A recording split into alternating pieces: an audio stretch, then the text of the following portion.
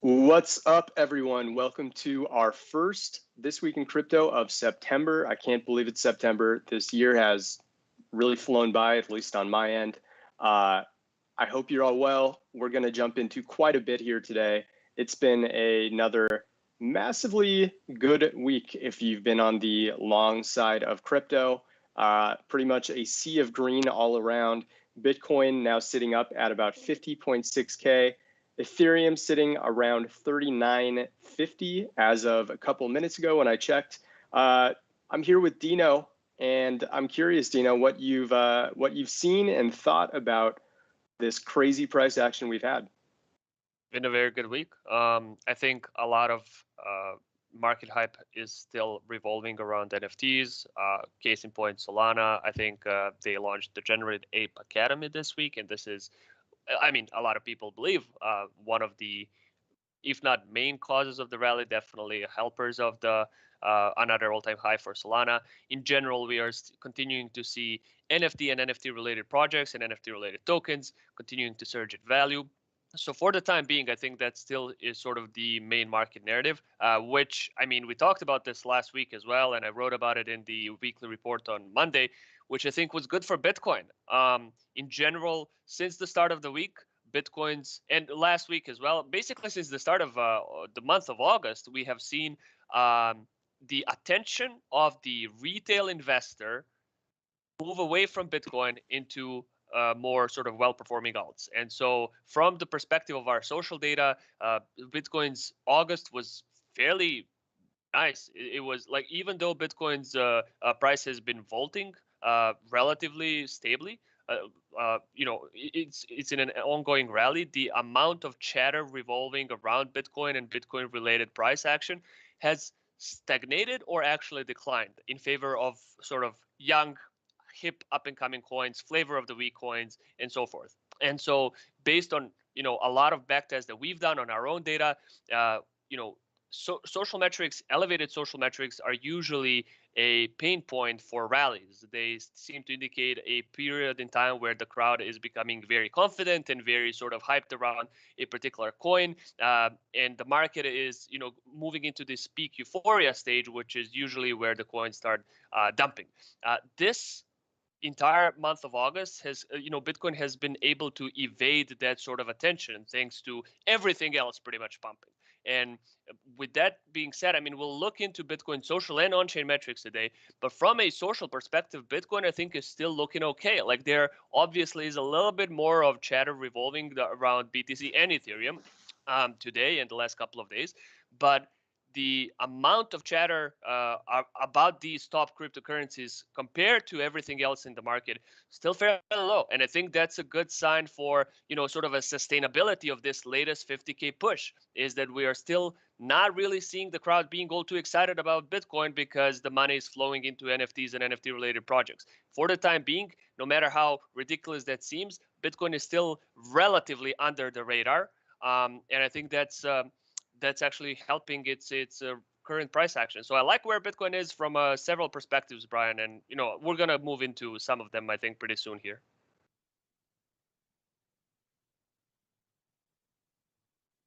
Okay, I think Brian has slipped up the call.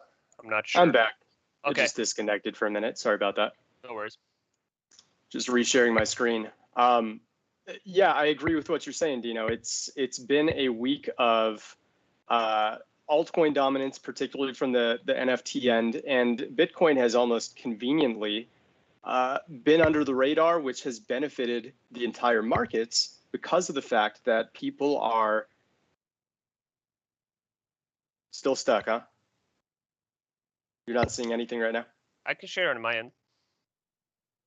Yeah? All right, let me share on my end. Sorry about that, guys. Sometimes Skype does not let us play nice, so we Try need one more time. Okay, want to try one more time? Yep, just reloading. One sec. I can Better, see that good. now. Yeah.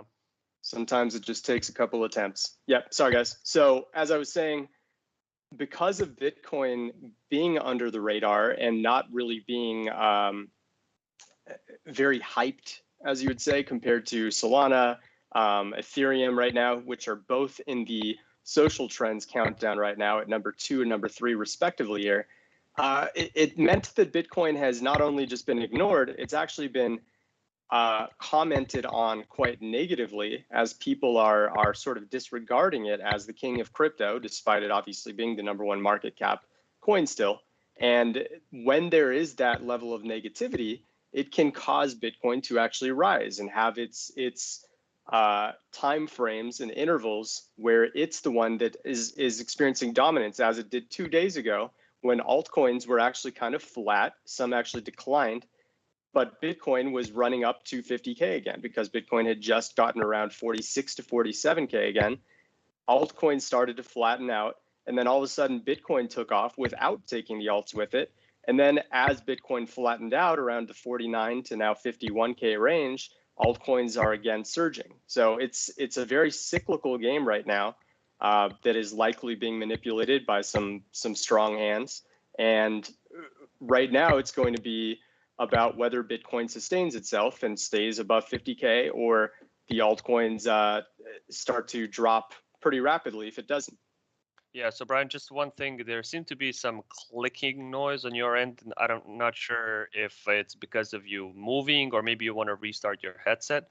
But yeah, there's a little bit of every now and again I can hear some popping noise on your end. So yeah, maybe while you can you're take over for a second, Dino, and sure, Brian can while you're restart talking, his headset. I'll just Yep. start talking about Bitcoin a little bit because, like I said, we can actually start with social metrics for BTC because I wrote about it on Monday. If you want to sort of read where we are as far as Bitcoin, we wrote about it yesterday as well, but we also wrote a weekly report on Monday, sort of to give you a general idea of where Bitcoin was from both the social and on-chain perspective.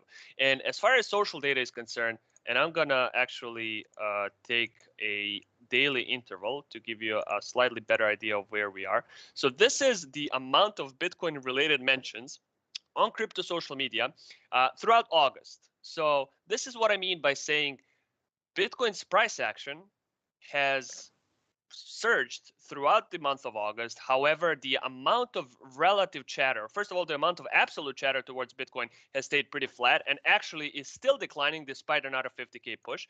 And then when we look at relative chatter, by which I mean social dominance of Bitcoin, which essentially what this metric does is it calculates the amount of Bitcoin related mentions relative or compared to the mentions of other top 100 coins by market cap. So you can see that even though Bitcoin's price action has continued to rise, the amount of mentions relative to the rest of the market, the rest of the well-performing coins, has actually declined fairly significantly. I'll also move this or change this to a daily interval so you can see it a bit more clearly just how steep the decline is. So we've got a nice little semi-bullish divergence here where the price is still rising, but the relative interest towards Bitcoin, at least according to data that we collect from more than 1,000 different crypto-related social media channels, is still declining. So we collect data from Twitter, Telegram, Reddit, a bunch of other sources of information. Anywhere that the main topic of discussions revolves around cryptocurrencies, we try to listen in and collect data. So I think at the moment we collect about 100,000 new daily messages from these channels, a lot of them obviously revolving around Bitcoin. And based on all that data, this is what we're seeing as far as the amount of interest and attention towards BTC. So like I said, based on some of our previous backtests of social data and social metrics, extremely high social volume and generally elevated social metrics point to an increased attention towards the coin, obviously. But when that happens during a price rally, usually what that suggests is that the crowd is becoming a little bit too overconfident for its own good. And that can lead to sometimes very short corrections, sometimes very sort of long-term corrections. Like, for example, if we look at Solana and we look at its social volume, this is what Solana social volume looks like. So, I mean, you can kind of, and I'll zoom out to the last year to just kind of give you an idea of how massive it is. And then if you look at its social dominance, it's just been, relative to other coins, Solana social dominance has been surging. And so if we take maybe an 8-hour interval, we can see that this was the beginning of a short-term consolidation for Solana, the first time that the crowd really started talking about it. Once again, at this point, this was an all-time high as far as mentions of Solana on a daily basis. We had a short-term correction, and then once again today, as Solana broke a new all-time high and continued into price discovery, we're seeing once again people start talking about it more and more. So sometimes it's a short term, especially if the market is strong. Sometimes rising or elevated social mentions suggest that there's a little bit, there's a need for price normalization, whether that's like a short term consolidation or a mini correction. Sometimes if the market is sort of headed downwards, this can indicate a more of a long term stagnation for a coin's price action. Now, if we look back into Bitcoin, both from its social volume perspective and its social dominance perspective, Bitcoin is just not hot at the moment. At least according or sort of in terms of retail interest. Obviously, the spotlight is on NFT and NFT related projects. I think spotlight is also a little bit on layer 2 solutions because Ethereum's fees have been growing like crazy once again, and Ethereum killers like Solana. So there are other narratives that are currently pushing the market interest and a lot of market money, but I think that's been fairly or relatively positive for Bitcoin. Now, obviously, what we're seeing right now, what we're looking here, is only social volume. We can also, and I don't know, Brian, if you're okay with switching back to your screen, and we can also check the average mood of Bitcoin-related mentions. So, Brian, are you back? You want to share a screen? Yeah, I will do so. How do I Okay. sound, by the way? Sound good to me. Good. So now is what we call weighted social sentiment.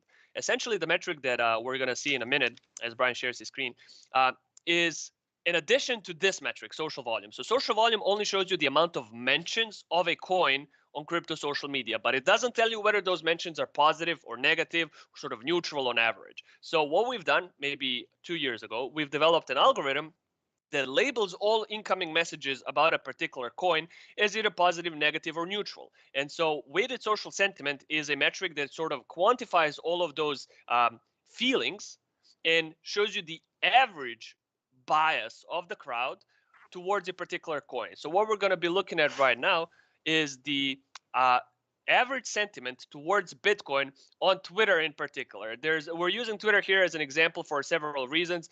Number one, Twitter is obviously one of the largest sort of channels as far as crypto social interest is concerned. Number two, our data has actually been trained, or our machine learning algorithm has been trained on Twitter's data. So Twitter is usually the most reliable as far as sentiment is concerned. And once again, we have seen. So basically, I don't know, Brian, was that like middle of August? We have seen sentiment towards Bitcoin start to rise. There we go. So August 14th, 15th. Once we broke 45K, there was a short time where average sentiment towards Bitcoin has been surging. Since then, however, we're clearly back into, on average, a bear sentiment. And Brian, maybe change an interval from 1 day to 12 hours, just so we can see it a bit more in high res. Just how steep the decline has been in terms of the mood of the crowd towards Bitcoin. And then we can compare it to other coins just to give you an idea where the market is really hyped about at the moment and where it's just not. So as you can see, currently or throughout August, the average sentiment towards Bitcoin has clearly been trending downwards. Compare this to all-time high, the last all-time high for Bitcoin. So Brian, can you just quickly hover over the last time that Bitcoin hit all-time high? Back in May 14th, I think. No, that was the correction. Sorry, it was April something. Got it right here. When it 12th. actually hit that was at about 1.62 above standard deviation right here. So that's a pretty massive spike in the amount of bullish calls on crypto social media towards Bitcoin. And this is something that we see not just for BTC, but very often for a lot of other cryptocurrencies as well, even low and mid cap coins. These expansive spikes in bullish sentiment tend to coincide more often than not, at least based on historical data, with increased risk of short-term correction. Like even while the correction actually in May, even when the correction started, the crowd was obviously very bullish on Bitcoin because the general sentiment or the prevailing sentiment was buy the dip. This is going to be a short-term correction and we're going to be back to the races very shortly. It was not, but that's what the crowd seems to have thought according to our data. And you can see how it ended. It ended up with Bitcoin bottoming out all the way down to 29.5K before finally rebounding. So in conclusion, what we don't want to see is massive social sentiment and social volume spikes, because that would suggest that the crowd is, well, that everybody is in on the joke, that everybody has, everybody's paying attention to this rally. The entirety of the retail sort of conglomerate has already moved into this trade. So there's less alpha to be taken from it. And then as a result, we're going to probably be seeing an increased risk of at least a short-term either stagnation or correction. For now, that's just not happening. So purely in a vacuum, I like Bitcoin from a social perspective at the moment. I like it better than a month ago, at least. Now, Brian, maybe show what Solana's social sentiment is looking like, because I know that it's been spiking like crazy. I think, yeah, there you go. So going up and down. This latest data point usually gets updated a little bit later, so it ebbs and flows. But in general, over the last couple of weeks, there have been massive spikes in sentiment towards Solana. Now, obviously, this doesn't mean that Solana is near the end of its rally or whatever, but it does mean that at least in a short term, there might be a period of elevated profit taking and a propensity for short-term correction. I think, Brian, maybe also if we can show Phantom, I think it was another sort of coin that was pumping recently, and we saw some pretty exquisite spikes in sentiment. There we go. So Once again, Phantom showing quite a strong uptick in the average sentiment over the last basically 2 to 3 weeks. So all of these coins, people are extremely hyped about at the moment. People are in general paying more attention towards them than towards Bitcoin, and based on both anecdotal evidence and some of the analysis that we've done in the past, I think that's good for BTC, good for the market by proxy, right? Not necessarily great for these coins in the sort of short term, like 2 to 5 days time span, because based on some of the backtests that we've done, once a coin's mentions peak or hit a local top or an all-time high, in general, over the next 12 days, we see a 10.9% price correction on average for those coins. So basically, there we go. So Brian is just showing one of the backtests that we've done, where essentially what we've looked at is we've looked at any time that a coin claims a top 3 position on our social trends. Social trends is a list that we keep. You can find it on Santiment, on Sandbase, where on every hour there's a list of top 10 words that are gaining the most mentions or social volume on crypto social media. Essentially, we're showing the top 10 words that are becoming most popular according to our data on crypto social media. So what we found is that when a coin's name or a ticker like Solana or Polkadot or Ethereum or Bitcoin, whatever, when they move into that top 3 position, basically meaning that they are one of the most widely discussed topics on crypto social media, that usually indicates peak market euphoria. And as you can see, over the next 12 days or 14 days, I'm not sure exactly how much, we are seeing a 10.9% correction on average. This is on a sample size of 650 different coins, or sorry, 650 different events. So 650 different times that a coin has been in the top 3 position on that list, and what happened to those coins over the next sort of 2 weeks. So this is all to say that a big high social volume, high social sentiment, historically not a great sign for cryptocurrencies in the short term.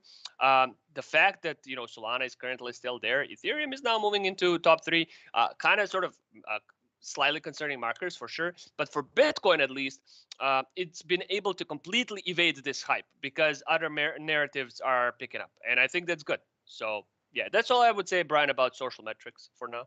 Mm-hmm.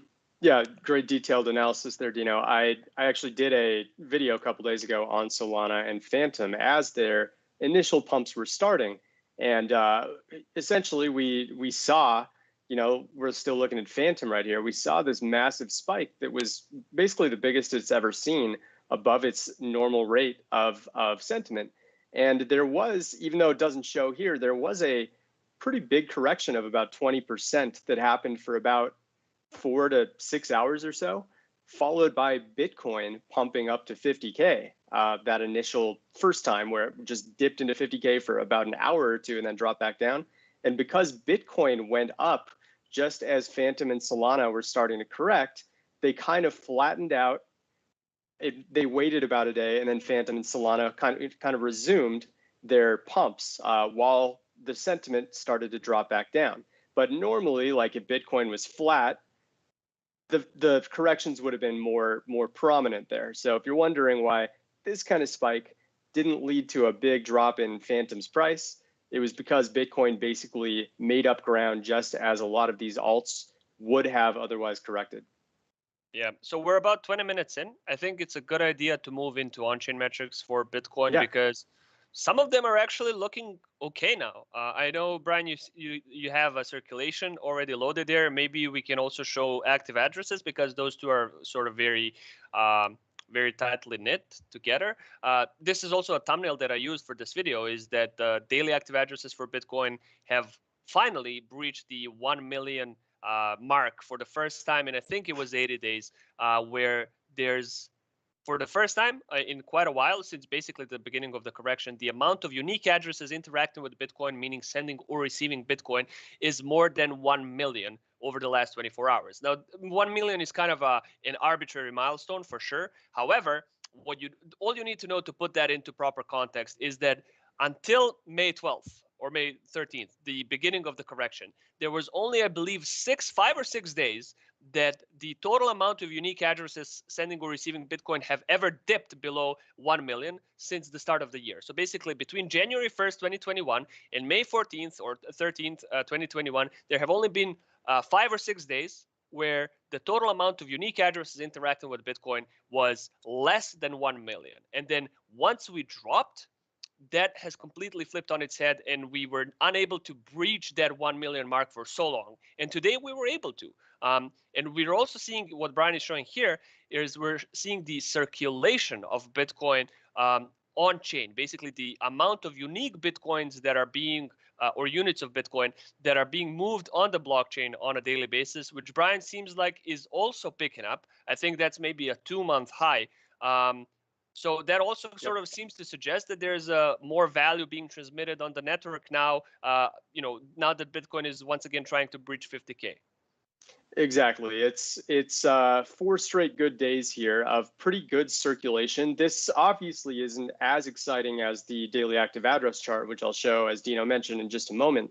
But getting to a 2-month high here is a pretty big deal. And this happened in tandem with Bitcoin actually crossing 50K for this second time in the last few days and actually staying there this time. So if you were seeing that initial cross above 50K, which was the 31st, it actually didn't last above 50K, likely because there just wasn't enough on-chain action.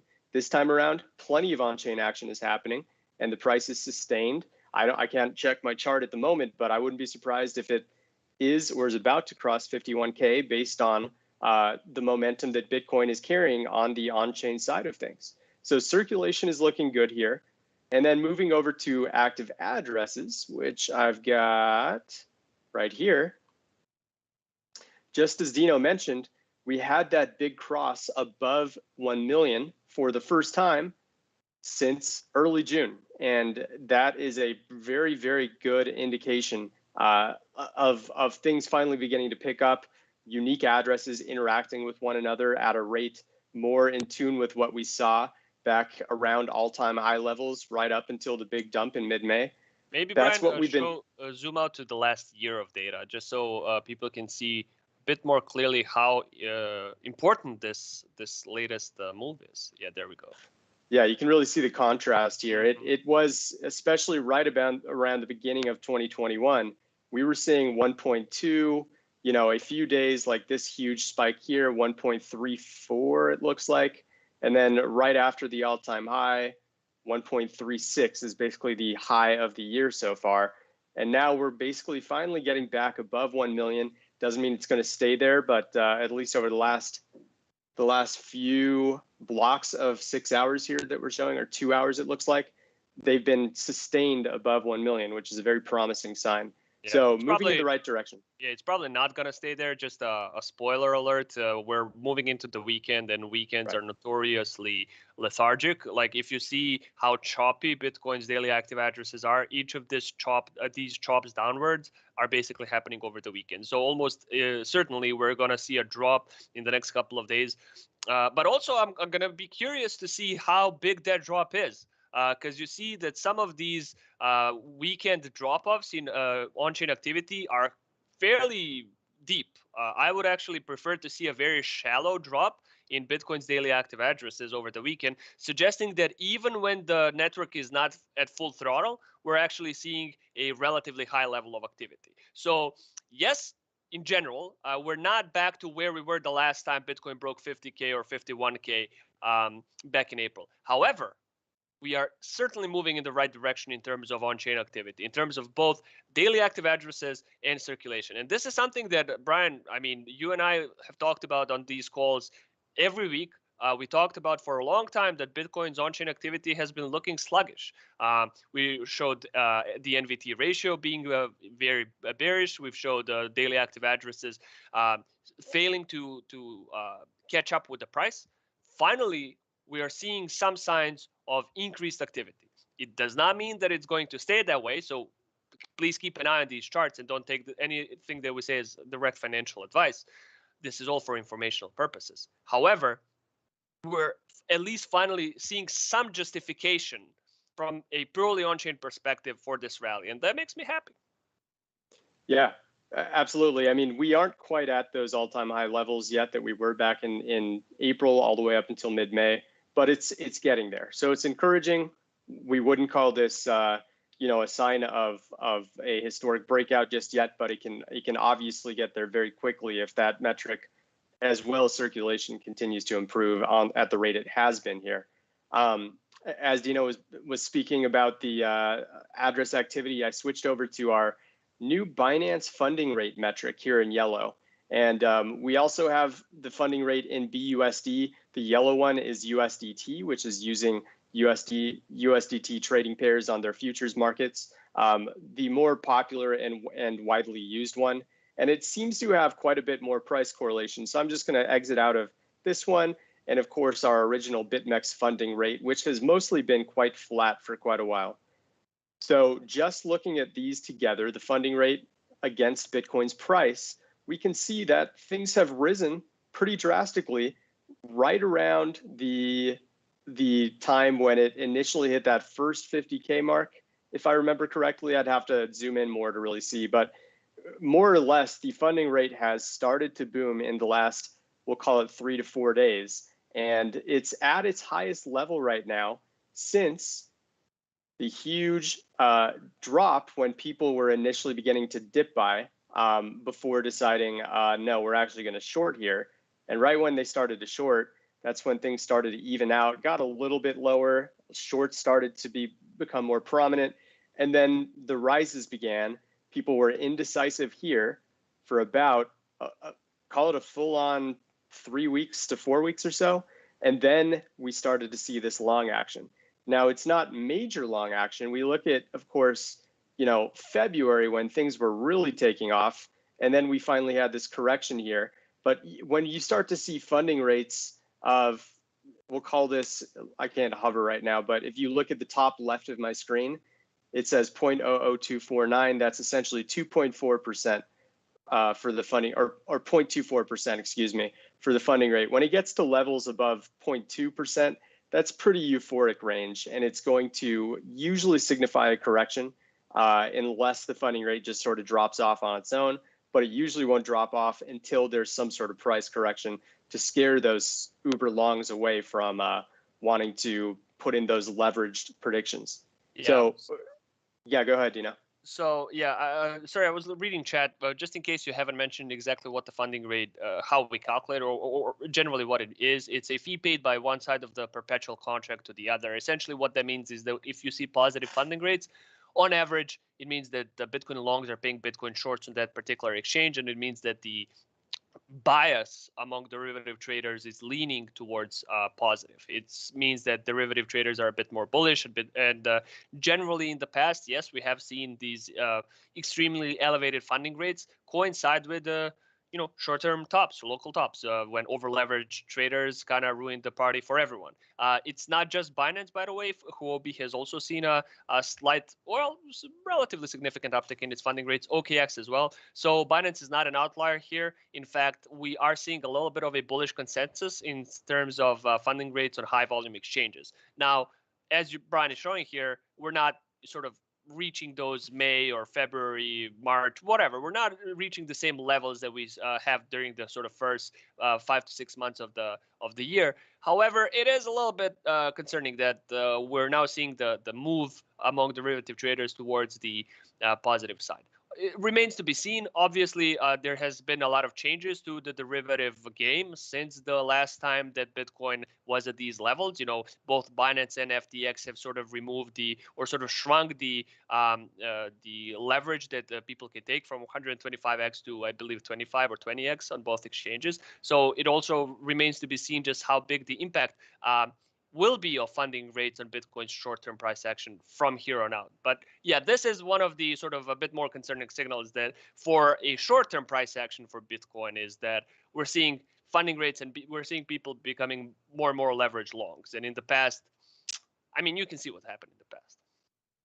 Absolutely. As Dino's mentioning, it is a very short-term metric, and it's much more of a social metric than it is on-chain because this is essentially reflective of people's hype or their fear related to any asset. And looking at Bitcoin here, there's, as you would expect, when we cross the psychological support level and stay there this time, like we just did at the 50K level, people are euphoric. People are excited and think this could be a straight shot to 60K. I saw a tweet from Willy Woo just a couple days ago, essentially validating from his research that if we hit 50K this time around, it could be a clear shot to 60K. So there are a lot of people that are big in the space who believe this is kind of our ticket here now that we finally crossed to go straight back to those all-time high levels and beyond. So we'll have to see how this one plays out, but usually we'll see some minor correction happen to get things neutralized again with the funding rate, and then things proceed as they were. Yeah. So, Brian, maybe we want to look at whales. We're already about a half an hour in. So could be a good idea to look at whales and then maybe look at MVRV and start taking audience questions. Let's do it. Yeah. So, okay. I mean, you already got the chart loaded up. Basically, we talk about this also very often, is the amount of BTC held by large addresses, and what it's been, what the general trends have been, or what the momentum has been like for Bitcoin whales in terms of their accumulation or distribution trends. Are they starting to accumulate more, or are they offloading parts of their bags, which could suggest that there's a little bit of a lack of confidence in waning interest among Bitcoin whales? So what we've seen is, first of all, since the start of the correction, the trend has clearly been upward. So large addresses have, basically any address between 100 and 10,000 Bitcoin, we're seeing their combined balances on this chart. So they currently hold about, altogether, they hold about 9.2 million Bitcoin. That's about 49% of Bitcoin's total supply. So since the correction, the trend has clearly been to the upside. I think they've accumulated another sort of 100 to 150,000 Bitcoin since the May correction. So a pretty massive uptick in the total amount of Bitcoin held. However, at the sort of middle of August, we have seen the trend move from a predominantly strong accumulation period to a little bit of an offloading stint for larger Bitcoin addresses. About 30,000 Bitcoin has been moved away from large Bitcoin addresses in a 2-week span starting at August 9th. So that was, at that time, we talked about this being a slightly concerning signal because it seems to suggest not necessarily sell-offs. I mean, sure, sell-offs, but also just that some Bitcoin whales are also looking to get into the NFT game, get into Solana, Phantom. Generally, sort of volumes have said the same things.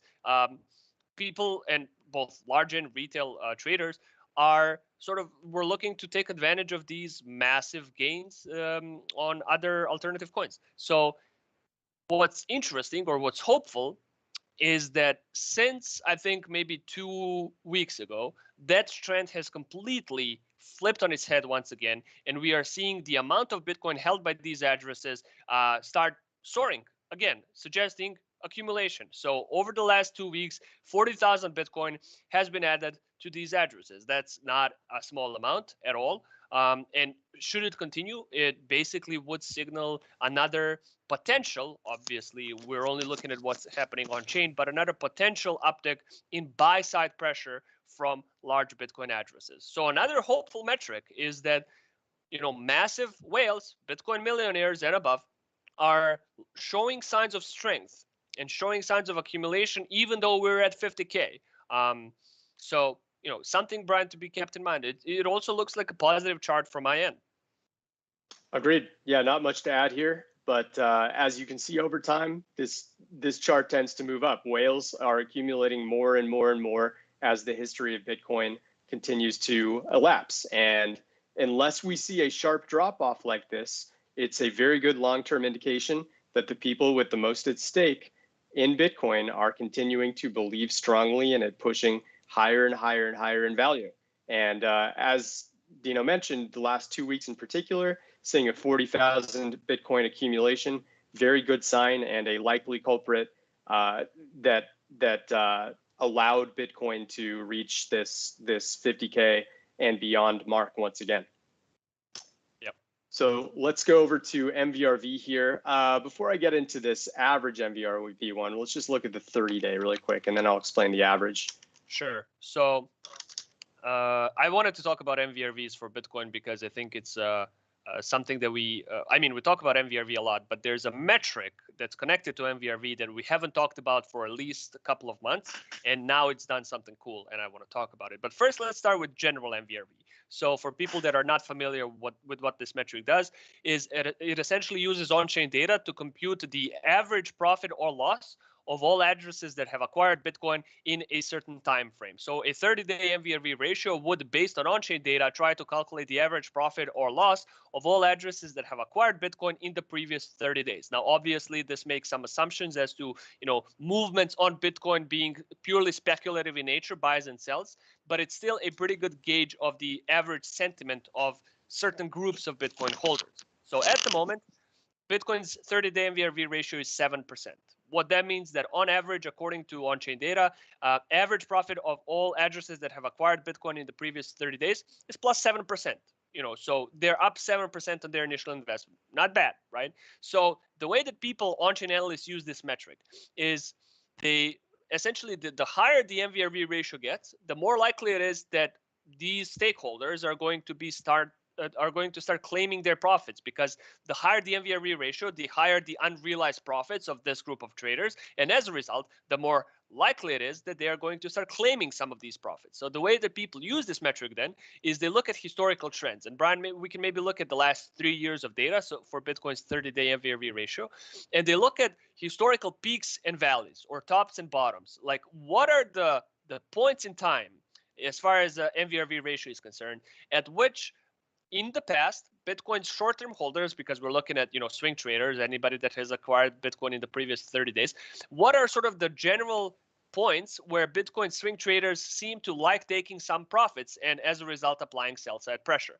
And so, as you can see here, I would say anything around or above 15%, historically speaking, has sort of become a danger zone for Bitcoin in terms of its short-term MVRV ratio. Like, when Bitcoin's 30-day MVRV ratio hits 15% and above, it usually becomes a little bit unsustainable. Obviously, it doesn't mean that it can't burst to as high as 41%, which we saw during the January rally, but it doesn't last for very long. It usually suggests that the profits are inflated, and in the past, people have started taking profits at these levels, at these margins. So keep an eye on it. At the moment, Bitcoin's MVRV ratio is 7%. That's still in the positive. So you want it to be, ideally, on-chain analysts believe that the lower the MVRV ratio is, the more opportune time it is to accumulate. So you can see Bitcoin's MVRV ratio sort of bottom out at around, there's a few support levels. There's one at around minus 15%, and then another at about minus 30%. So we're nowhere near sort of historical lows, but we're not close to historical highs as well. So I think, at least at this point in time, from a short-term holder perspective, there's more gains to be made before they start claiming some of these profits. So Brian, I think this also might be interpreted as a semi-positive signal, right? Right. I would say that right now we're essentially in neutral range, with MVRV basically just being around plus 7%. This isn't really considered a danger zone. As we start to get into around the maybe plus 12% or above, that's around the time when things start to get a little dicey for Bitcoin and corrections tend to happen. But that kind of neutralized back here about 3 weeks ago, when it was chopping around that 46 to 48K range, and then eventually moved higher. But MVRV naturally went down on its own and is essentially just a slightly valued at just slightly above where it should be back here at neutral. So unless we start to climb back up here, no major concerns. And if we somehow do take a price drop back to that 45 to 47K range, you'll likely see the MVRV start to get negative again. And that would be a good sign that it's less risky to open or add to your position. Yeah, so we're definitely going to see, if Bitcoin continues to pump, we're going to see MVRV ratio increase. That's just how the metric works. So keep an eye on it. Like I said, historically speaking, 15% was sort of the danger zone for BTC. That's where I would be looking at as far as risky time to enter into BTC, but yeah, we're not there yet. So, okay, Brian is showing, I mentioned this to Brian before we started the call that we should look at this metric because it's something that we haven't talked about. I think it's at least been 3 or 4 months. So this is a very unique metric that we have developed at Santiment called the MVRV long short difference. And Brian, maybe zoom out to, I mean, we can look at the last 5 years of data because this is a very macro indicator. So essentially what the MVRV long short difference does, it's been created by Valentin, our previous CTO. Essentially, it doesn't have anything to do with longs and shorts from a derivatives perspective. It's looking at the difference between the long-term and short-term MVRV ratio. So really the formula is it takes the MVRV ratio of all addresses that have acquired Bitcoin in the previous 365 days, so 365-day MVRV ratio, and then it divides it by a 60-day MVRV ratio, right? So and Brian, maybe you change the intervals to both metrics to a daily, just so we can see it in a bit more sort of high res. So anyway, what we've found is that in previous sort of bull rallies and in general in previous cycles for Bitcoin, this metric has showed a very interesting pattern where during a bull market, the 356-day MVRV ratio is bigger than the 60-day MVRV ratio. And during a bear market, it is the opposite, right? So the idea here is possibly the reason for this is that, short-term traders are usually the one that profit when the market goes down or sideways. But when, the market is in a bull rally, it's the long-term holders that have the last word. In sort of very sort of simple terms, especially what we've seen, and we talked about this a couple of times in the past, is when the MVRV long short difference moves above the 0% mark, in the past at least, it has indicated a propensity for price price appreciation. So Brian, actually zoom out to maybe a little bit more to the left, maybe to 2014, 2015, because there's another point that I want to have on the chart. There we go. So the first time that we saw Bitcoin's MVRV ratio moved into positive was there. And then really the next time that it was sustainably moving into a positive area was here. So this was the start of not the start, but sort of in the middle of the 2015 rally. Obviously, you can see what happened to Bitcoin, Bitcoin's price action over the next couple of years. And then we had a big dip in Bitcoin's long short difference between 2018 and 2019. Once we moved into a positive value zone back then in 2019, this was another sort of indicator, and we wrote about it at the time, actually, right there on, I think, what was it? It was like May 8th. We wrote about the fact that Bitcoin was crossing the 0% threshold for the first time in a couple of actually in like 5 years. And I remember vividly when we wrote about it, Bitcoin was around 5.9K. And then in the next 2 weeks, Bitcoin was already at 8K. So it was a pretty decent signal that, the further price appreciation was to come.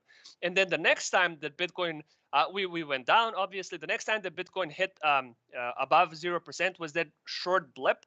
So this was in February of 2020. I think actually this was a sign that Bitcoin was poised for very strong things from the get-go, but then we had a coronavirus crash and that kind of messed up everything. So the next time that we blew past the 0% mark from a negative into a positive zone was in May. And then, it's obvious what happened since May. So the correction has impacted the MVRV long-short difference in a clearly adverse way. And then we bottomed out, I believe it was like late August or sort of mid-August, Brian, there. Okay, it was actually it was in July. It was late July that we bottomed out and started moving into a positive. So the last 2 weeks, Bitcoin has actually broke the 0% mark for, I believe it's either 6th or the 7th time in Bitcoin's history. Now, historically speaking, this has sometimes been an indicator of further price appreciation. Obviously, past performance isn't indicative of future results. And also, it's worth mentioning that this is the shallowest bottom for the MVRV long-short difference that we've seen so far, if you don't count that one in March of 2020. So it's fairly shallow, and it's a question of how impactful this move is. But so far, it's been proven right. Bitcoin is continuing to move into an upward trajectory, and it's something to keep an eye on as well. So, Brian, MVRV metrics also for Bitcoin looking pretty decent at the moment, I'd say, especially considering the fact that we've been pumping, since the start of August. Yeah, good sign here on the long short diff chart.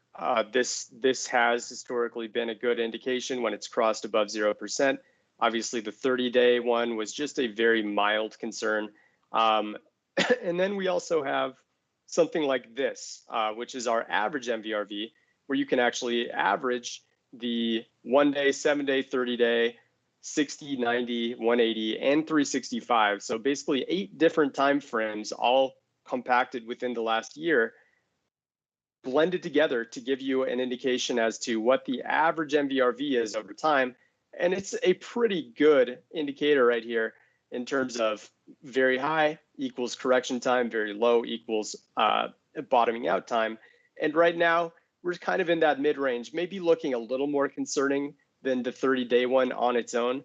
But I found that around 15% plus, maybe 20% plus is around the real danger zone. And you'll also notice this, which is a shorter term divided by a longer term. These are kind of like the shorter end of the mid-range versus the longer term end of the mid-range against each other.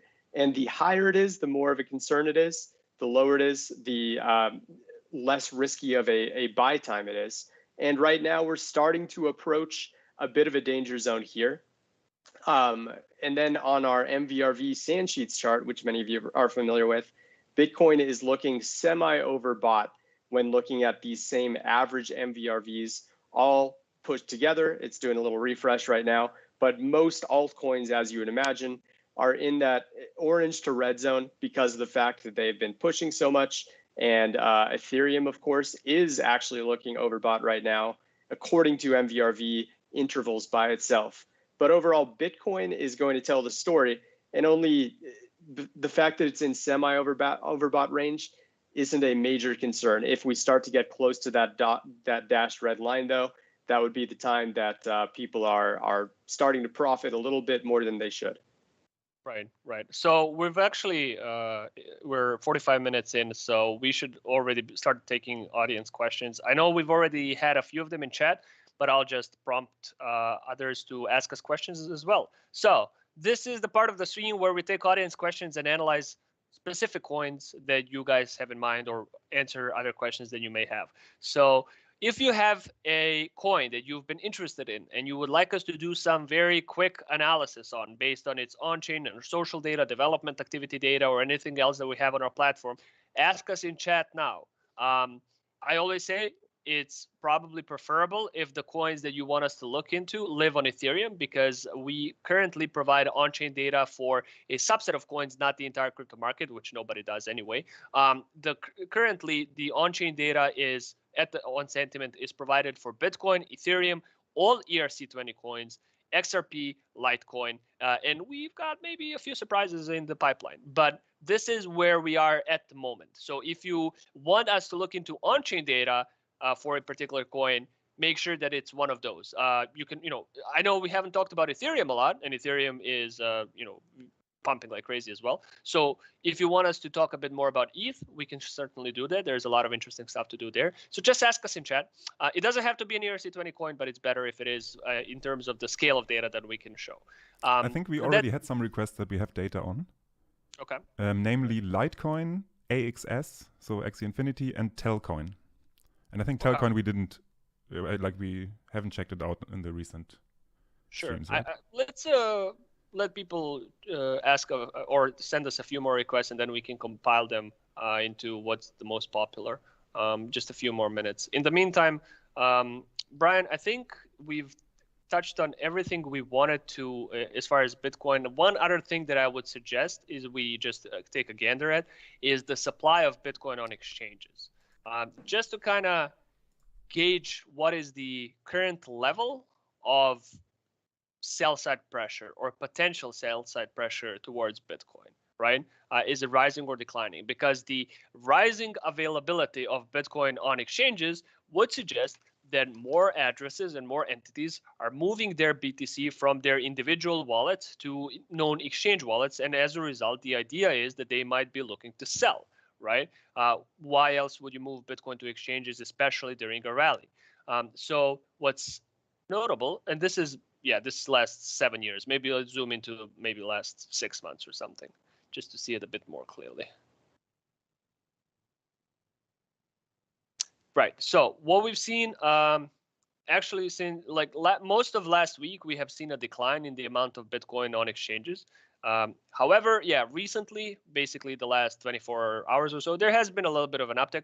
I think that's fine. Actually, I think that's completely normal. It's healthy to see some amount of profit taking at these levels. I would be a little bit more concerned if nobody was selling and everybody was super confident. Similar to how I would analyze, social charts. If nobody's selling, if everybody's hodling, if everybody's super convinced that we're gonna break 60K and so forth, might be a time to reconsider your position. At the moment, there is a slight uptick in the amount of Bitcoin living on exchanges or located in known exchange wallets, which is completely understandable and to be expected. You can see the same thing on Bitcoin's network profit loss chart, Brian, if you want to share it. It's a chart that essentially tries to visualize the daily ROI of all transactions on the blockchain, and you'll see that it's picking up. So basically, coins that are now moving on the blockchain are moving at a slight profit relative to the last time they moved on the blockchain on average. So what that means is that people are moving their BTC at a profit, and some of that may point to, especially when you combine it with the rising supply on exchanges, it could point to a little bit of increased sell side pressure. Nothing too major, nothing that, in my opinion at least, could like break the market, but just a healthy amount of profit taking, a healthy amount of skepticism about Bitcoin's rally. Exactly what I want to see. So, from perspective of some on-chain and some social metrics, Bitcoin is looking better than last week. There are still concern markers in terms of, for example, the funding rate, and in terms of, like Brian mentioned, several sort of MVRV markers being in the semi-overbought territory. But it's fundamentally it's at least looking healthier than it did in weeks past. So I think that concludes our Bitcoin coverage here today. Max, now that we've got a few more questions in, anything changed? Are there any coins that are, what are the most popular requests? I believe the most popular request now is ETH. Okay, good. All right. I actually assumed that was going to be the case because I had the feeling. Yeah, same. Okay. Brian, you want me to share my screen? Yeah, feel free. Yeah, and we can go over it together. Let me just cancel out everything. Okay, you should be able to see my screen, yeah? You got it. Okay, so I wrote about something a few days ago for Ethereum in particular, and that something is this chart. Average fees to interact with the Ethereum network. It's at $49, which is kind of crazy, right? It's ridiculous. I was doing some very low ROI transactions, and I lost money on them over the last couple of days, but I had to, so it's whatever. It cost me like almost $30 to send maybe $15 worth of coins. So it's kind of ridiculous. In general, the average fees suggest that the network is becoming more sort of in vogue, and I think a lot of this is because of NFT coins NFT tokens and NFT platforms. Like, I have seen that OpenSea is one of the biggest gas guzzlers or fee culprits over the last over the last week. It was OpenSea, and then it was Uniswap, and then it was like just Ethereum transfers or whatever. So you can definitely see that NFT mania is contributing to this rising fees. Now, what that also means, most likely, is that we are going to see a artificially deflated amount of activity on the network. So you can see that compare this chart to Bitcoin's active addresses. You can see that Ethereum's active addresses are still very sluggish. And that, to me, makes perfect sense because fees are so freaking high. So this is going to price out a lot of small guys, a lot of small or low ROI transactions. It's going to lead to probably a short-term like professionalization of the network. Whale games are basically interacting with Ethereum is going to be reserved for whales. And in general, that has in the past not necessarily been a great sign for Ethereum. So we can see the last time that fees were this high, exactly what happened. But also, if we look at 2020, this is 2018, my bad.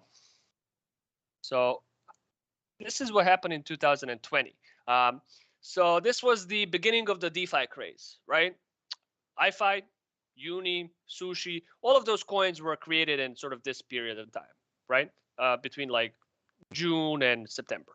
So at that point in time, we have seen, once again, massive spikes in average fees. Now, these fees are laughable now compared to what we're seeing right now. The biggest spike is about 15 bucks. Compare this to 45 that it is right now. But at the time, it was incredibly high. And at the time, we had a pretty strong uptick in Ethereum's daily active addresses, a very stable, ongoing, sustainable amount of increased activity on the Ethereum network.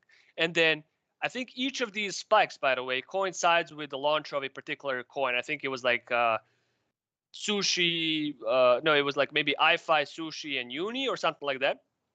But in general, there was a clear uptick in the amount of money you need to interact with the network, and a clear divergence between the on-chain activity, which is going down, and the fees going up. So as a result, not necessarily as a result, but coincidingly, we have seen Ethereum's price struggle to maintain the same momentum. From a on-chain perspective, this makes sense because on-chain daily active addresses essentially mean that, or show the amount of interest in a particular network, a demand in a particular network, and the amount of value being created on a particular network on a daily basis. Now, obviously, Ethereum is a little bit specific because you don't need to interact with it daily in order for it to have a use case for you, right? A lot of people just park their coins into specific farms, so it doesn't necessarily need to translate in daily address activity. However, during previous rallies, this is what we've seen every time. Sustainable price rallies like sustainable activity on the network. So what we're seeing right now is a slightly concerning trend where fees are rising and daily active addresses are struggling to pick up. So this is not me saying that it's impossible to break into a new all-time high, to enterprise discovery once again, but it's certainly a concern, right? Just think of it think about it from your own perspective. Would you interact with Ethereum if you needed to pay on average $50 to do so, right? How many traders are actually going to be okay with that? And this is, last time that we've seen, by the way, the last time that we've seen fees become this high, we've seen a lot of people talk about L2 solutions. And then we've seen a lot of people buy into L2 coins like Loopring and Matic and so forth. This time that fees are so high, we're actually seeing more people talk about Ethereum killers like Solana. And it seems like a lot of interest is now moving that way instead. But anyway, it's a relative concern. There's no other way about it. So that's as far as active addresses are concerned. So let's look at exchange inflow and the supply on exchanges to see where Ethereum is at the moment. So exchange inflow as well as supply on exchanges are both declining. So this is in the short term, well, exchange inflow has picked up a little bit, but overall the supply of Ethereum on exchanges is not picking up. So we have seen one big transaction, and we talked about it, I think, last week or the week before, where 600,000 Ethereum was moved to Binance in one transaction. It did coincide with a short-term correction, not saying that it's necessarily what caused it, but it was massive. It was $2 billion moving to Binance. We're seeing no such like massive sell-side pressure for Ethereum. And in general, from a long-term perspective, a declining supply in exchanges is a decent sign because it suggests that assuming unchanged demand, if you reduce the supply of a coin available to trade, if you introduce scarcity, it could lead to a supply shock, or the demand shock, and then as a result, a short-term price appreciation. It is what we've seen during the beginning of Ethereum's rally here. So from a sort of midterm perspective, I think this could be also a decent signal. Now, as far as Ethereum's MVRV ratios are concerned, it's a little bit more drastic than Bitcoin. So let's zoom out. There we go. and then I'm gonna, there we go. So let's take the last 4 years. So we're at about plus 20%. As you can see, I can draw a line here. This is where we're at right now. And this is how often and how frequent and how long Ethereum's MVRV stays above this level historically. You can see some spikes, some outliers. Obviously, there's a sort of a resistance level here, but when it breaks above 20%, it doesn't stay for longer than a couple of days usually. So it's another signal that we are sort of entering that danger zone. And as Brian showed in that model a minute ago, there's certainly, MVRV is in the red for Ethereum, suggesting sort of overvalued territory for the time being. This is to be expected. Obviously, we're not near its bull cycle highs just yet. So there's a potential for Ethereum to move into price discovery, and we would reach those sort of levels of about 40%. And then it's difficult. It's difficult to justify Ethereum at those levels as far as MVRV is concerned, right? So that's another thing to keep in mind is that as Ethereum's price rises, the average profit of both short-term and long-term traders also rises, and they are at some point going to start taking some profit. So this metric can at least tell us at which points do they like start or did they like taking profits in the past. This is the long-term MVRV ratio for Ethereum. All addresses that have acquired Ethereum in the past year, and what is their average profits? Plus 87%. So we have gone to as high as plus 142%. So we're still sort of, long-term holders have still room to grow, or sort of their portfolio has room to grow before they start claiming profits once again, at least historically speaking. So there's still some amount of appreciation to be had before we are clearly into a danger zone, but we're getting there. There's no two ways about it. And the fact that active addresses are also sort of sluggish, because I believe because of reduction in fees, it makes Ethereum a little bit concerning. At least compared to BTC. One thing that I do like about Ethereum, it's the same thing that Brian showed about Bitcoin. Let me take the last. Oh, it's only a daily there. So, and then move this to 8 hours.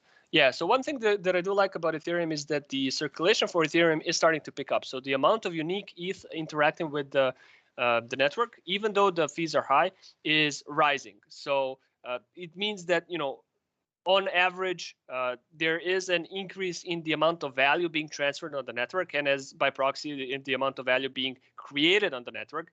And this is something that a lot of people also pay notice to. This is the way that the NVT ratio for Ethereum is calculated, right, Brian? Maybe do you want to share what the Ethereum's NVT ratio looks like right now? Because I would assume that it's still a bearish at this point in time, because even though the circulation is starting to pick up, its price has picked up much more heavily. So do you have that ready? You want to show it? Yeah, I can share it. Give me a moment. Sure. And then in the meantime, I can also show the network profit loss for Ethereum, which has been up recently, suggesting that similar to Bitcoin, there has been some amount of increased profit taking. On average, coins that are moving on the blockchain are currently moving at significant profit. It's something to keep an eye on, especially when you see what happened the last time that network profit loss was extremely high. And we've seen this massive drop, which was pointing to a large, wide-scale capitulation, weak hands selling their coins at a loss. We haven't really seen that for a while. So at this point in time, yeah, there's elevated profit taking both for Bitcoin and Ethereum.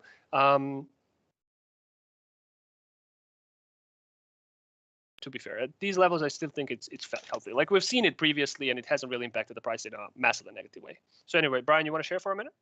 Yeah, so specifically Ethereum or both Bitcoin and Ethereum? Yeah, I think Ethereum specifically. We can look at both if people want, but yeah, let's start with Ethereum.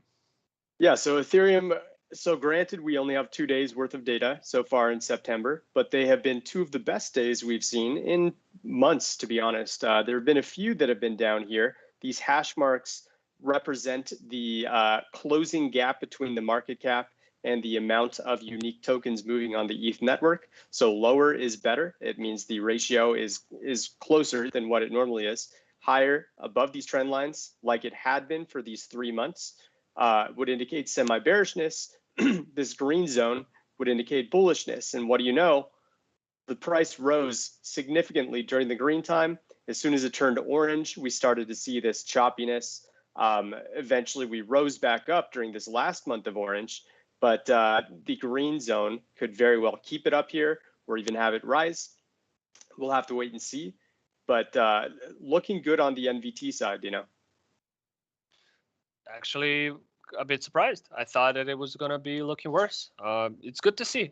So it seems like the circulation was strong enough to move it into a positive range. Now, keep in mind that, like I said, I think Ethereum's daily active addresses are artificially deflated right now. So if the fees decline, but it's a big if, we are going to see, I think, Ethereum's daily active addresses once again move to like 500,000, maybe 550,000, maybe even 600 and above. The levels that we saw during the sort of run up to the previous all-time high. For the time being, it's not. So just from that angle alone, it's looking a bit scary. Now, I'll also show what social data for Ethereum is looking like, just to compare it to Bitcoin and the rest of the market. So this is the amount of mentions of Ethereum on crypto social media. Starting to pick up again. So, compare this to Bitcoin. And move back to Ethereum. Clearly starting to pick up again. If we go to labs and we look at social trends, which is that list that I told you about, showing the top 10 words on crypto social media at the moment, I believe that Ethereum is in the top 3. We'll see in a minute. Yeah, there it is, Ethereum and Sol. So definitely a bit more people talking about Ethereum, relatively speaking. And then if we look at social dominance for Ethereum, it's also rising. So this is the amount of chatter towards around Ethereum compared to other top 100 coins. So once again, compared this to Bitcoin. Oh, sorry, this is Cardano. Compared to Bitcoin, which is clearly in a decline. So Ethereum's social metrics are starting to pick up. No surprise there. 4K is a massive milestone. And then let's look at its social sentiment as well, just to kind of round it out. In the meantime, Max, what's the other coins that people would want us to look into while this loads? Let's either go with Telcoin or with Litecoin. I like Litecoin. We haven't talked about it quite a while. So this is Ethereum. Ethereum's social sentiment is actually not that high. So this is the last time that it was super high. We saw a pretty big spike during the run up. Now, keep in mind that these spikes tend to happen and then drop off, right? So this is a local top here, spike during a local top here, and then spike in the run up to the actual all-time high. So at the moment, Ethereum's social sentiment is remaining relatively low. But what is concerning is that there's more attention to it in general. So if it breaks 4K, I would be super surprised if this chart doesn't just catapult itself to like probably around here, right? And when that happens, or if that happens, that means that all of its social metrics suggest that there is an increased risk of a correction. That's all it's saying, right? All right, so LTC. So what I liked about Litecoin a couple of months ago was that while everything else was declining in terms of network activity, Litecoin was actually doing fine. Like throughout this correction, okay, compare Litecoin. Remember what Litecoin is? And then look at Bitcoin. Boom, right? A valley. You can also look at Ethereum. Sorry, not Cardano, Ethereum. A clear valley. And then look at Litecoin, LTC. Litecoin's daily active addresses have continued to pick up. There has been a sort of a little bit of a lull at the end of July, beginning of August. But since then, and let's zoom out to the last year just to give you an idea. I mean, Litecoin's on-chain activity is looking honestly pretty strong. Like 400,000 is a lot in terms of the daily amount of activity. So it's basically almost mirroring Ethereum, even though Ethereum is slightly deflated, but it's still a massive uptick. So I'll lock I'll lock Litecoin's active addresses, and I'll show it to you compared to Ethereum's active addresses. And let's look at the shared axis. So this is Litecoin in purple, and this is Ethereum in red. You can see that it's starting to pick up. So 470,000 for Ethereum, 400,000 for Litecoin. So the gap between these two coins in terms of the total amount of unique addresses interacting with it on a daily basis is declining, which is, I think, good sign for Litecoin in the future. By the way, Brian, looks like my my laptop is going to run out of battery. Let me run into the other room. You want to look into Litecoin's MVRV in the meantime? Yeah, happy to. Okay, I'll be right back. All right, bear with me, guys, while I share my screen again.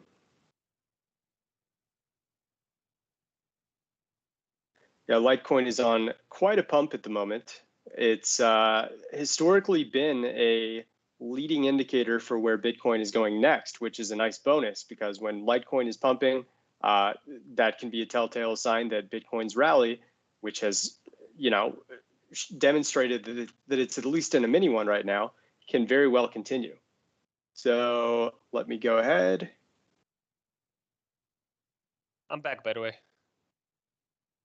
I got it. I'll still end up sharing my screen because I just queued up something. Yeah. Go ahead. All right, so let's go over to Litecoin here. And we'll start by looking at its social dominance because it should be picking up at the moment. I'm going to get it over to, we'll just call it 6 hours for now and see how that looks.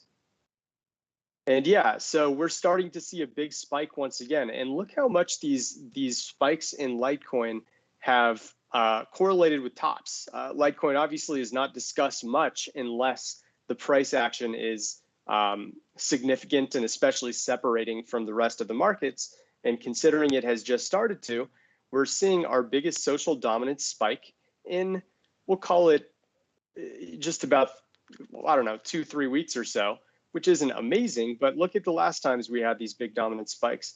This one was followed by a flattening out. This one was followed by a short correction. This one was followed by a longer correction. And now we're at basically the biggest surge that we've seen in Litecoin since arguably right around here in early August, which also led to a short correction after its dominance started to get high. So that's an interesting sign here. We're starting to see, Litecoin being discussed in over 1% of all crypto discussions that we track right now. And that's a pretty major number for a coin that is often overlooked and not really discussed much. Let me add social volume to that. And we can see basically the same pattern. I'll remove dominance. And on the short-term scale, this is the biggest social volume spike we've seen in about 2 weeks or so.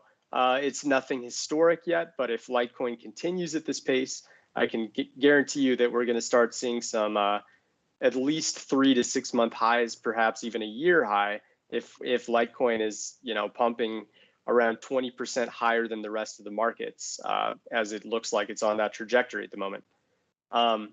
Besides that, since we do have quite a bit of data for Litecoin, we can look at its address activity. And it looks... Yeah, we've looked at the addresses, Brian. Maybe let's look yeah, at I'll MVRV. skip it. Yeah, MVRV would be better. MVRV, we'll look at 30-day. And it's rising a bit. This is the 1 hour scale. Let me zoom out a tiny bit just for added context. So yeah, it's rising a bit, but it's not quite in the danger zones historically. So the danger zone for Litecoin looks like, we'll call it 20% plus or so, maybe 15% plus even. But right now it's still hovering around 11% on the 30-day MVRV. when we got up to these major 30-day MVRV spikes of 30% plus, that was basically the correction that we saw for all of altcoins right around mid-May or so. And right now, we're not really in a spot that would indicate it's significantly risky to be invested in it. We'll also look at the long-short difference here, since we just touched on it earlier in the call.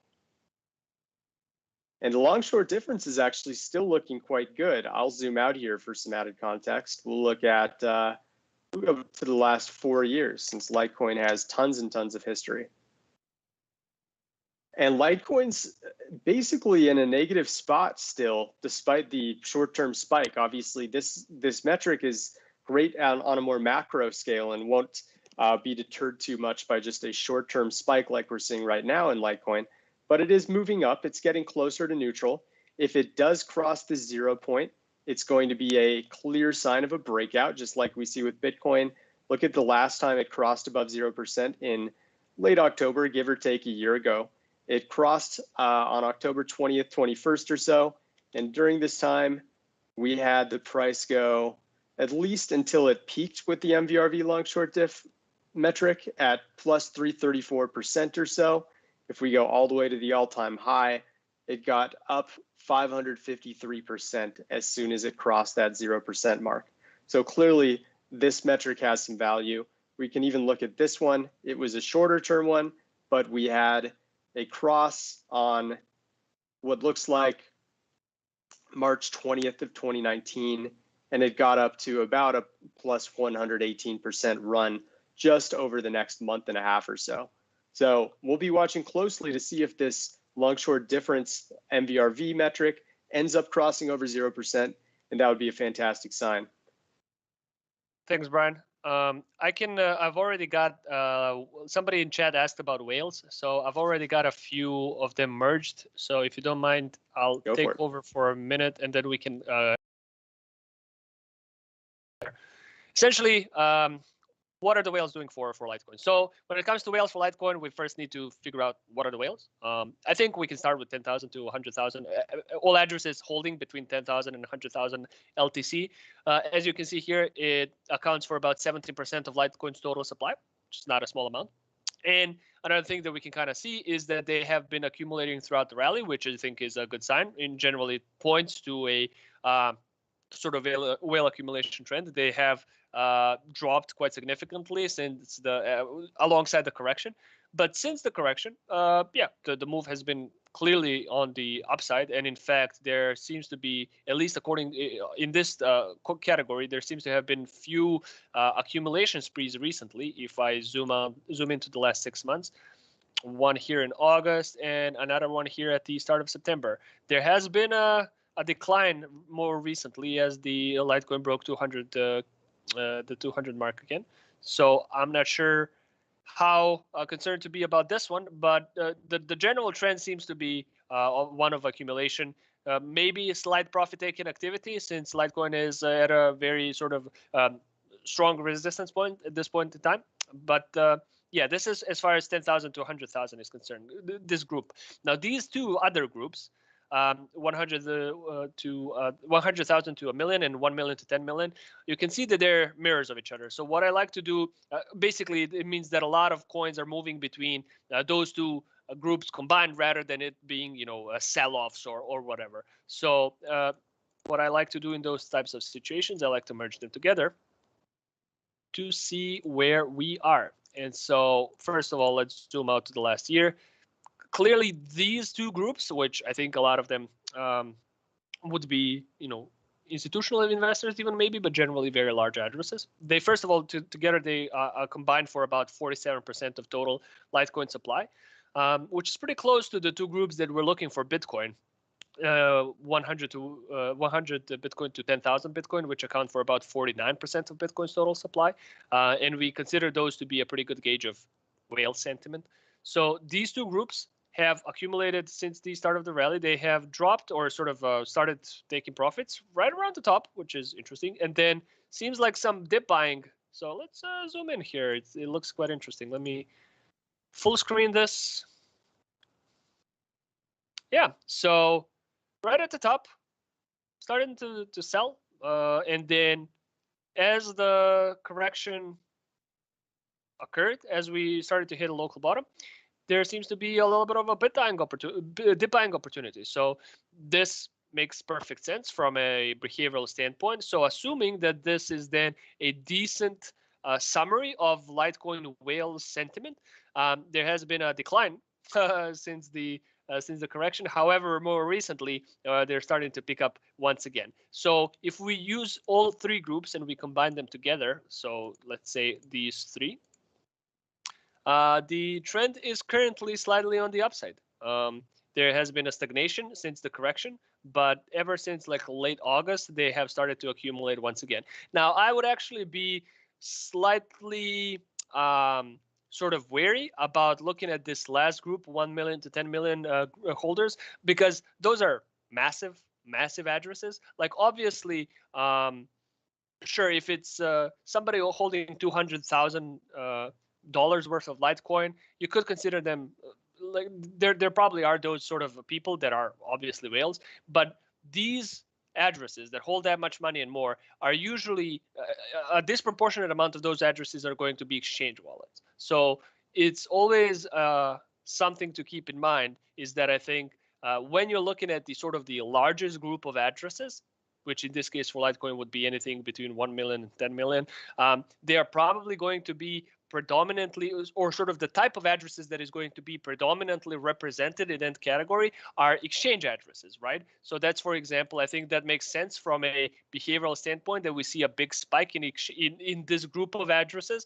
at the top here, suggesting that, you know, a lot of funds are moving into this last group of addresses, probably because some of them are, you know, looking to dump their coins and take advantage of the rally. So with isolating this group alone, there has been a pretty significant spike. Now I can't really say for sure. This seems to be a very sort of like a vertical spike. So it's probably like one or two transactions that are yeah, so you can see it here. It clearly came from this group. So this could be just arbitrage. It doesn't necessarily need to be sell side pressure, but it's something to keep in mind is that the last group of addresses, without going deeper into like Litecoin Explorer and looking exactly which transactions are responsible for this, I don't want to sort of give a sign, a bear sign saying, oh, this is new sell side pressure or whatever. On average, all whale categories combined, like I showed a minute ago, are showing signs of strength, or at least relative strength, and sort of an uptrend, however slight it may be.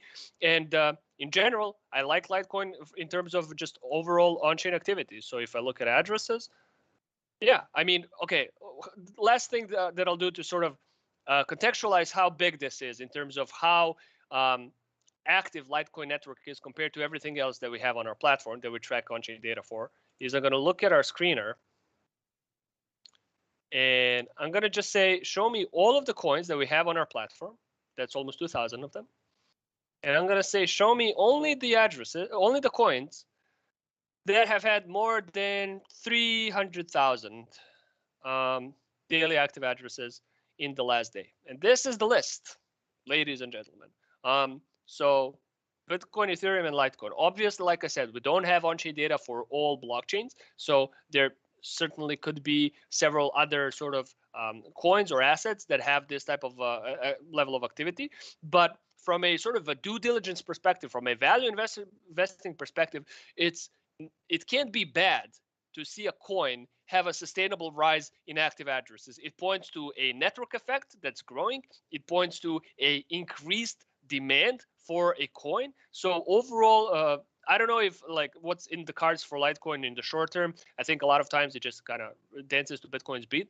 But from a long-term perspective, it seems like the network is fine and it's actually growing, and you can't be mad about that. So keep that in mind. Overall, I think Bitcoin's social metrics are keeping me hopeful for a continuation of this rally. A few on-chain metrics are as well. What I would suggest for you guys until next week, what you should keep an eye on. I would keep an eye on Bitcoin's daily active addresses just to see whether this boom is for real, or if it's just short term and we're gonna see once again people just completely forget about Bitcoin from an on-chain perspective, which wouldn't be great.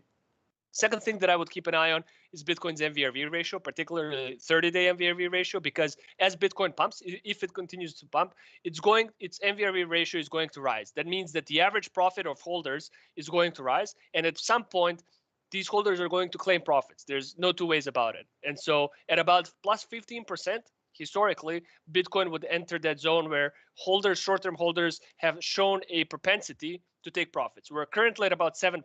So there's a little bit of leeway before we get into that danger zone. But if Bitcoin continues to pump, we're going to get there. So keep an eye on MVRV. And then the last thing that I would say keep an eye on would be, well, two things. First would be whales and whether they continue to accumulate into this rally, which would be a great signal, I think. And the last thing would be social metrics. For now, Bitcoin is still just boring. There's too many coins that are doing 10x's, too many NFT projects that are pumping. There's too many coins, like high cap coins, that are breaking new all-time highs and entering price discovery, making Bitcoin relatively boring for retail investors. Great, keep it that way as long as it can. Once we see hype moving back to Bitcoin, that could be a time to reconsider your Bitcoin positions at least. So I think that's what we're gonna end it here, guys. Thank you everyone for joining. Max, if you wanna share a flash on the screen really quickly, the discount code for Sandbase. So everything that we talked about here is available on Sandbase. If you're not a Sandbase Pro subscriber, you get a 2-week free trial, after which it's just $49 a month for a monthly plan.